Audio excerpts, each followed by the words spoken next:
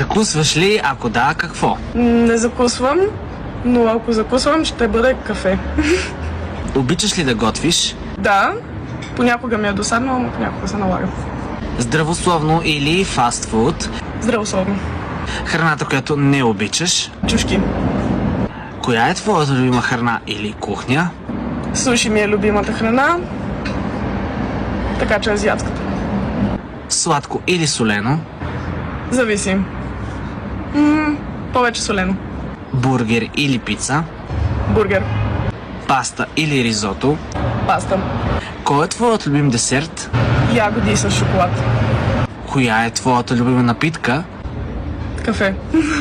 Коя е твоята подправка? Мащерка. Кое е твоето любимо заведение? Хепи. Предпочиташ вечеря у дома или вечеря в ресторант? У дома, защото мога да си пусна филм. Вкусът на детството за теб е